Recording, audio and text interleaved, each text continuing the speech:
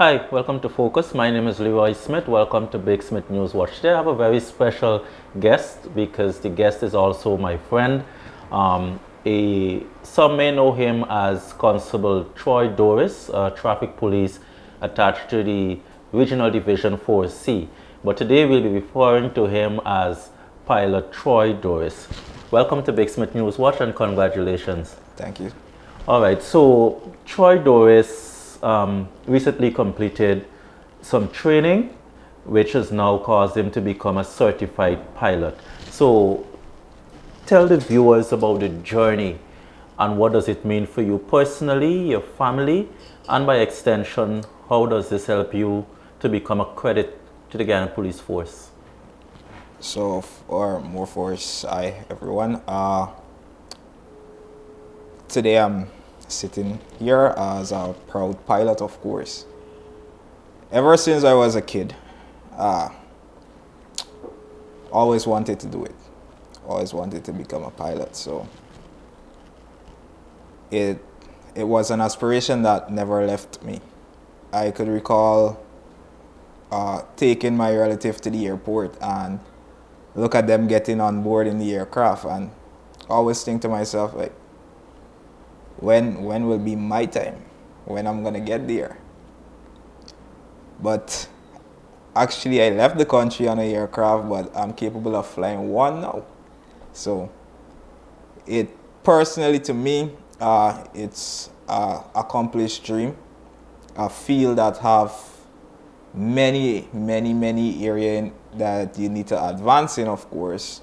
So I won't count it as like completed as yet, but getting there gradually on a firm foundation, of course.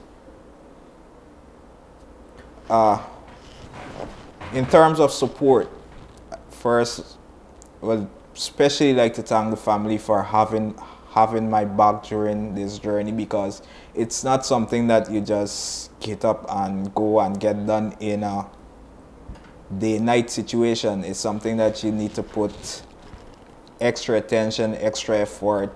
You need to see holidays, weekends, and just sacrifice it. A lot of reading, a lot of studying. Sometimes get frustrated, but as long as the love or the determination is there and you know what is it that you need, you're gonna go for it. So my parents, my dad, my mom, my fiance, my siblings, everyone would have shown me great support during my time when I was down or feeling frustrated or feel like giving up. Would just love to thank them for being that support that kept me going, that gave me a reason to keep going on a daily basis. And in terms of the Guyana Police Force, special thanks is always, gratitude is always will be given to the Deputy Commissioner Administration, the Commissioner of Police, and the Head of Strategic Planning Unit, who would have given me a fair opportunity in getting to this point where I'm at today, and I'm grateful for that. Being a pilot for the Guyana Police Force, currently I don't know anyone else that is a pilot in the police force. So being here presently as one is actually one of the most exciting feelings. So in terms of this field being commenced in the Guyana Police Force, whereas we are now starting, it's a major development, of course. It would be a very credited source of service to the Guyana Police Force and to the public of Guyana, the citizens that we serve and protect, whereas we will be able to be more effective in assisting our public to get the person from the interior location back and forth for important reasons such as medical attentions. We will play our part in serving in that area, as well as getting our ranks back and forth into these rural communities if there ever becomes a situation where our ranks in the interior location would need immediate assistance, it would give us a shorter time to get there by air rather by driving. So personally, I see this as a well step up for the guy in the police force and a major, major development. When was the first time that you actually traveled on an aircraft? The first time I traveled on an aircraft was when I was actually leaving the country to go training in Barbados. Okay. Were there any challenges? You and I were speaking to some extent during your stint in Barbados and so on. There was a time when you were incapacitated. Let's talk about that. Okay. So what has actually happened was I was diagnosed with pneumonia, which would have been a cause of me going into a coma. I was hospitalized for approximately 19 days, and it slowed me down. It never stopped me, of course. That was a bit challenging because I could recall waking up, not knowing where I'm at or why I'm there. However, came to realization upon recovery or while recovering in the hospital, I commenced my study again. Mm-hmm. So you were studying from your hospital from bed? the hospital bed. Mm-hmm. Because there was something in me that my mind is always in the air. Mm-hmm.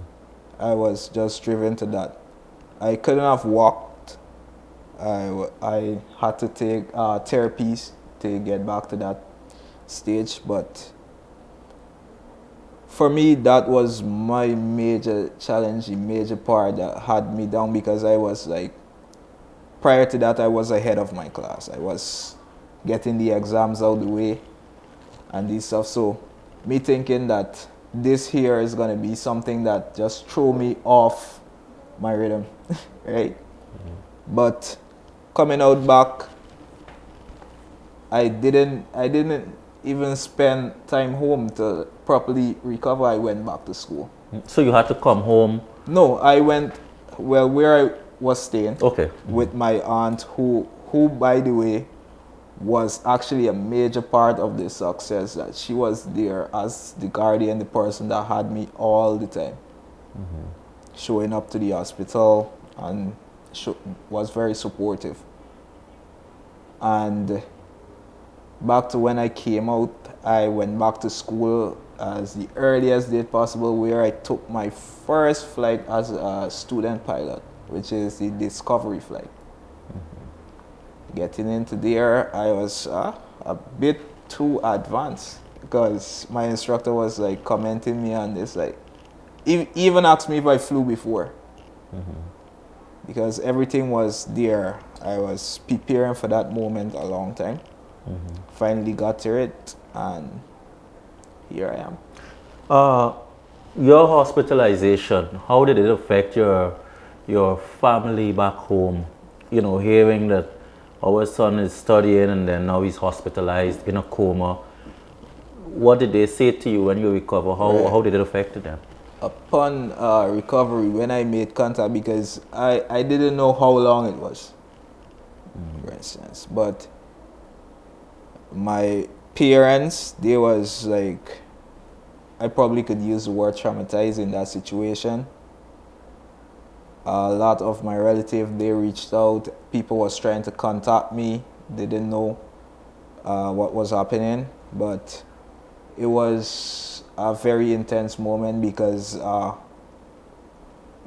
for many people, you go to sleep in the hospital, it's kind of unlikely you wake up back in such situation. But when I got up, it was like everyone was excited. Everyone was just happy to even hear my voice. Mm-hmm. All right, so this is going to be a very short interview, because your father is also a policeman, and he would have, well, you're an adult, but he would have been supporting you tremendously during this journey.